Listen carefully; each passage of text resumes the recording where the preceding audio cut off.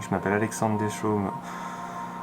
Je suis une sorte de photographe de nature et d'atmosphère dans la montagne depuis une quinzaine d'années en France.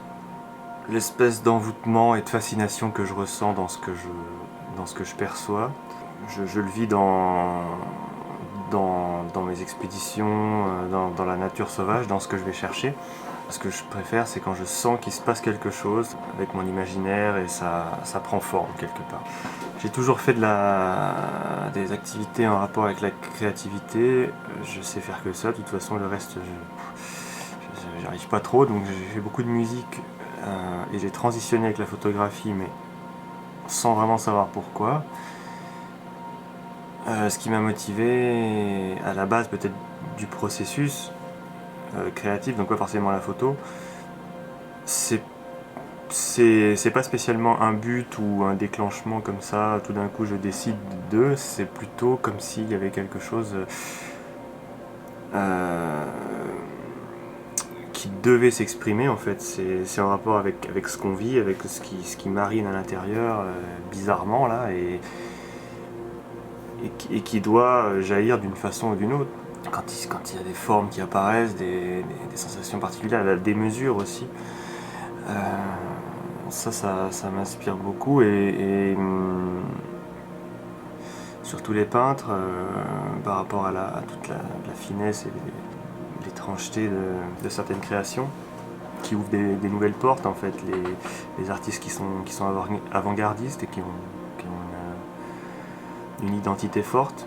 La période après le film La quête d'inspiration, c'est Mathieu Lelay, un réalisateur qui a réalisé un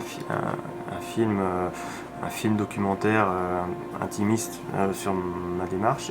Voilà, c'est passé sur plusieurs télés, etc. Puis en fait, on a tourné pendant un an à plein d'endroits, etc. Donc ça, c'était aussi parfois agréable, même si c'est vrai que sur le terrain, c'est pas toujours très agréable, c'est parfois un peu dur aussi.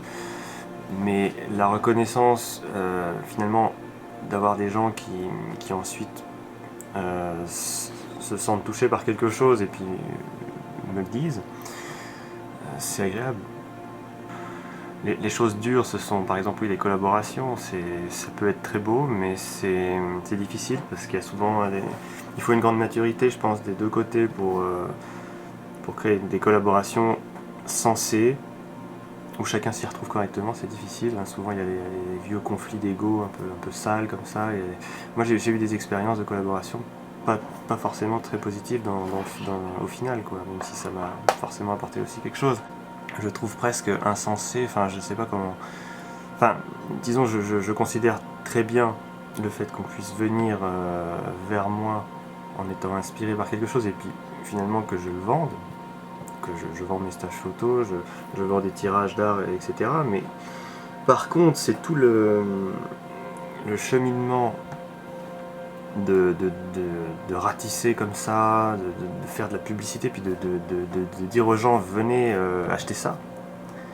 Là, pour moi, il y a un souci, enfin, il y a quelque chose qui est contradictoire et qui est dissocié de l'intention créative qui part finalement d'une sorte d'alchimie d'émotions personnelles qui à la base doit être dénuée de but, qui est, comme je disais, quelque chose qui doit s'exprimer, qui doit jaillir et qui nous fascine particulièrement.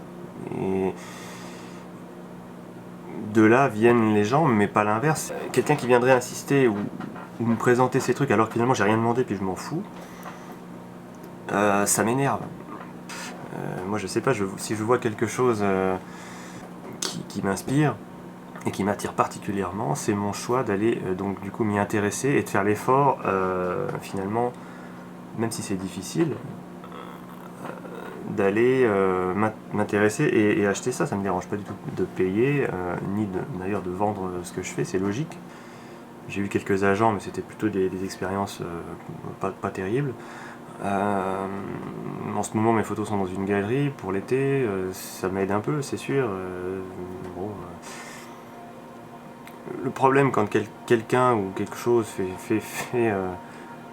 notre promotion à notre place, c'est que l'image peut se transformer aussi. C'est-à-dire que voilà, On peut très bien avoir un agent qui va me mettre en avant en utilisant les techniques que je déteste, c'est-à-dire en jouant sur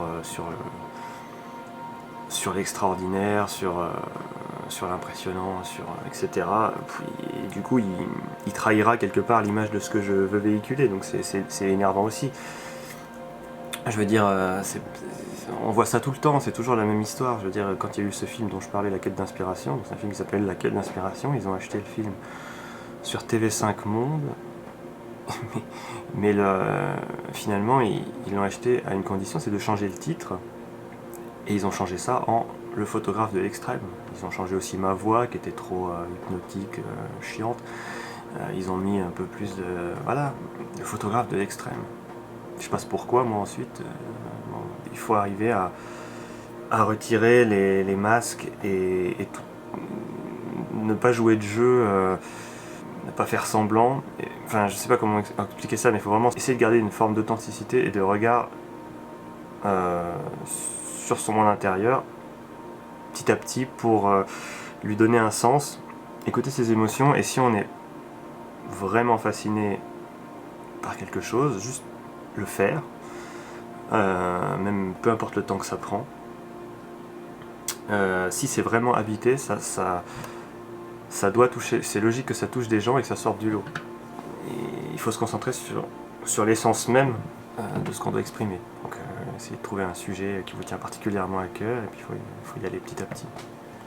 J'ai toujours un peu culpabilisé de faire ce que je fais, parce que j'avais l'impression, ou en tout cas on me le disait, ou on me le faisait sentir, que finalement ça sert à rien, quoi.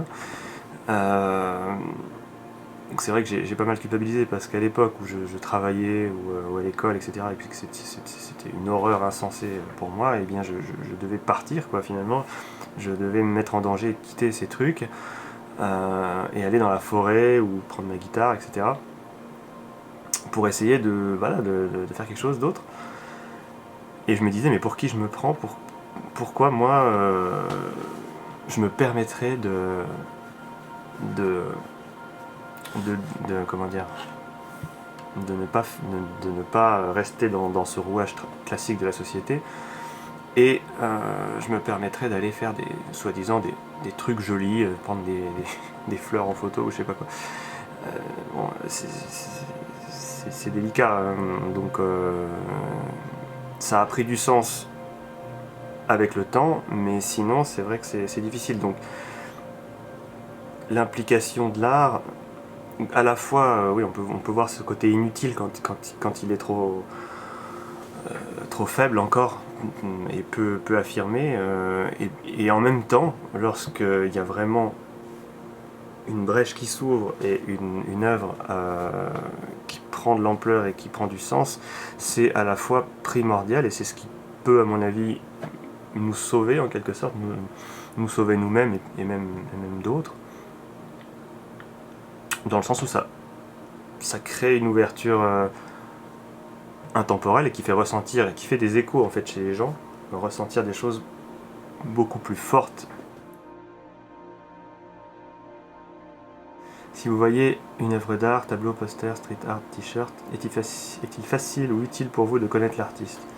Ça dépend de notre culture. Moi j'en ai pas énormément, donc c'est vrai que souvent je sais même pas ce que c'est, hein, faut avouer. Après, si ça vient d'un artiste qui a une identité particulièrement forte, chose qui est de plus en plus rare aujourd'hui, et bien à ce moment-là, oui, je pourrais l'identifier. Et parfois, je vois des choses qui m'animent comme ça et que je trouve incroyables, et j'aimerais effectivement connaître l'artiste. Donc souvent, je prends une photo du truc et j'essaye de trouver comme je peux, mais bon. Donc ça serait utile de savoir. Même très important parfois, parce que c'est ça qui va nous ouvrir une nouvelle porte.